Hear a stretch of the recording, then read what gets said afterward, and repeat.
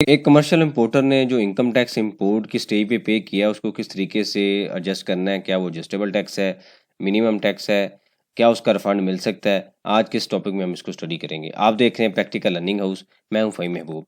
वापस आते हैं टॉपिक के ऊपर।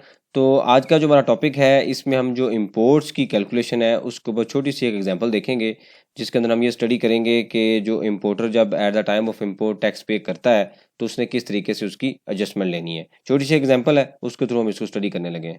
लेट्स से एक इम्पोर्टर है, हम ये कह सकते हैं मिस्टर ए हैं, कोई एक इम्पोर्टर है और उन्होंने जो इम्पोर्ट की है, मिस्टर ए ने कोई चाइना से इम्पोर्ट की है और उनकी जो इनवाइस वैल्यू है वो है 1 लाख रुपया। और जब उन्होंने इम्पोर्ट की, अब ये PKR है, मतलब हम ये कह सकते हैं कि USD से PKR कन्वर्ट हुआ है, शॉर्ट एग्जांपल है।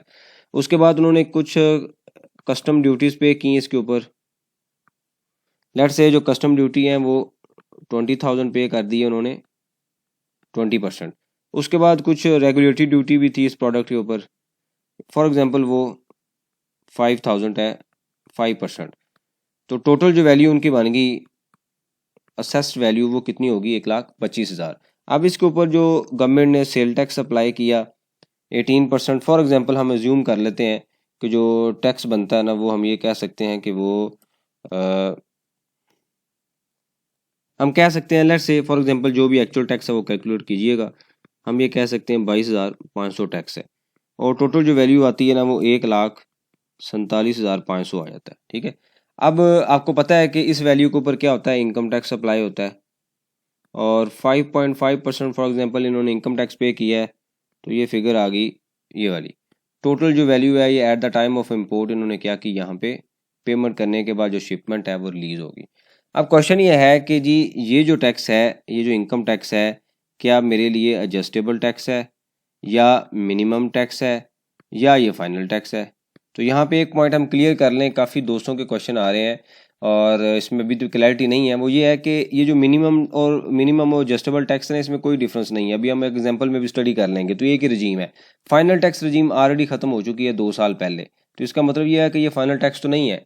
फाइनल टैक्स रजीम में सिर्फ एक्सपोर्टर हैं, डिविडेंट है और कुछ एक दो और बिजनेस हैं जो फाइनल टैक्स में, बाकी जो 153 के अकॉर्डिंगली बिजनेस थे और जो इंपोर्ट के बिजनेस हैं ये फाइनल टैक्स से ख़त्म कर दिए गए, मिनिमम टैक्स में। तो अब क्वेश्चन में हम एक एग्जांपल के थ्रू देखेंगे कि मिनिमम और एडजस्टेबल एक क्यों है।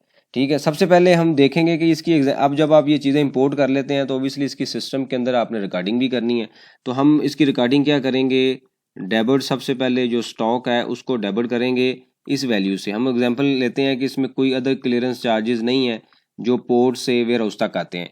उसके बाद जो आपने सेल टैक्स पे किया हुआ है उसको आप डेबिट कर लेंगे, वो आपने पे किया हुआ है 22,500 से। उसके बाद आपने जनाब इनकम टैक्स भी पे किया हुआ है, इसको भी आप डेबिट कर लेंगे 8,112 से। और जो क्रेडिट होगा वो शिपमेंट अकाउंट जो पेबल के अंदर अवेलेबल होगा वो सारी की सारी अमाउंट से क्रेडिट हो जाएगा। तो इस तरीके से आपने इसके सिस्टम के अंदर डबल एंट्री कर लेनी है। उसके बाद हम आते हैं, अब यहाँ पे वेंडर भी आ सकता है, शिपमेंट भी आ सकता है। मैंने इसलिए कहा है कि जो शिपमेंट मैंने हमेशा जो प्रॉपर क्लासेस लेते हैं स्टूडेंट उनको भी यही बताया है कि जो भी शिपमेंट आए उसका पेबल के अंदर एक सब अकाउंट ओपन किया करें शिपमेंट का, ताकि आपको पता हो कि शिपमेंट के अंदर क्या खिचड़ी मचड़ी क्या क्या चीज़ें आ रही हैं, एक ही टाइम पर आप उसको देख सकें, बार बार आपको रिकन्सिलेशन ना करनी पड़े। अच्छा, उसके बाद अब यह है कि अब इसकी एडजस्टमेंट कैसे लेनी है। तो फॉर एग्जाम्पल आप 30 जून 2023 पे आ गए और आपने टैक्स रिटर्न अपनी जो है वो एनुअल जो टैक्स रिटर्न है वो फाइल करनी है या उसके लिए जो काउंट्स हैं वो फाइनल करने हैं। तो जो टैक्स अभी हम डिस्कस कर रहे हैं, क्या एडजस्टेबल है, मिनिमम है, इसकी कैसे एडजस्टमेंट लेनी है, इसको भी हम स्टडी कर लेते हैं।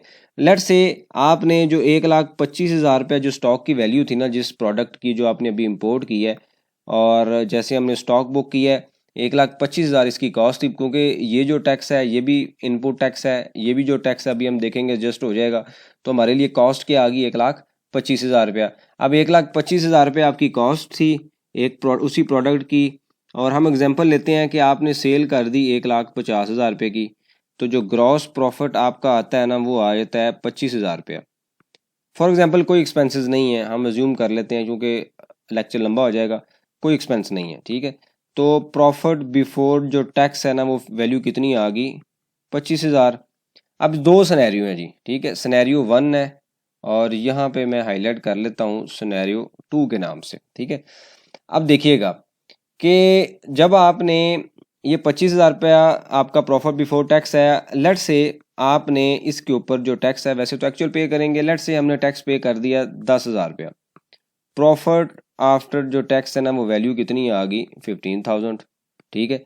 अब ये 10,000 आपने पे करना है, तो अब क्या करेंगे, जो टोटल हमारा टैक्स है उसमें से जो income tax at the time of import पे किया हुआ है वो आप क्या करेंगे, इसमें से माइनस कर देंगे। वो आपने पे किया हुआ है 8112, रिमेनिंग जो होगा वो आप गवर्नमेंट को पे कर देंगे रिटर्न के साथ, जो भी यहाँ पे फिगर आएगी। अब इसका मतलब ये हुआ कि भाई जो इम्पोर्ट के स्टैम्प पे मैंने टैक्स पे किया है ना, वो मैंने अल्टीमेटली उसकी एडजस्टमेंट ले ली, यानी कि वो हमारे लिए क्या टैक्स हो गया, एडजस्टेबल टैक्स।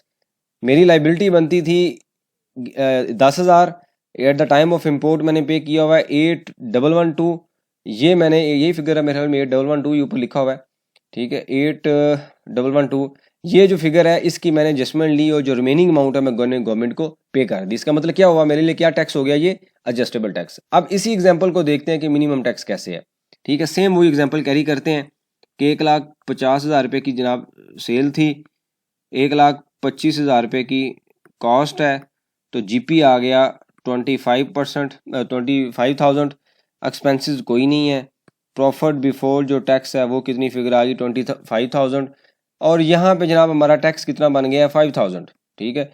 ये 5,000 टैक्स बने, तो रिमेनिंग जो प्रॉफिट आ गया, प्रॉफिट आफ्टर टैक्स, वो वैल्यू आ गई 20,000।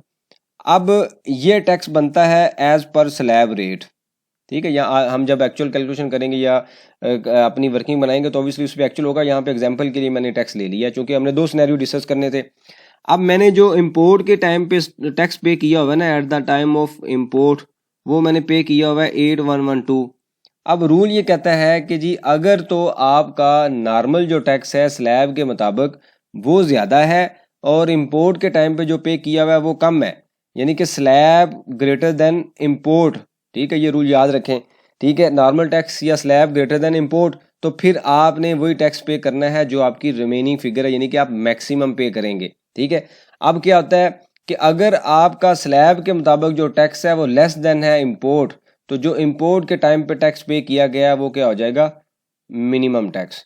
तो आप देखें एक ही एग्जांपल में दो सिनेरियो में हमने देखा कि एडजस्टेबल और मिनिमम टैक्स में कोई डिफरेंस नहीं है, सिर्फ और सिर्फ एक मिनिमम टैक्स ये है कि इसका रिफंडेबल नहीं है। होना तो ये चाहिए था ना कि 5,000 टैक्स बनता है, मैंने ये पे किया हुआ है, तो बाकी जो फिगर है ना ये मेरे लिए रिफंडेबल टैक्स हो, ऐसा नहीं है।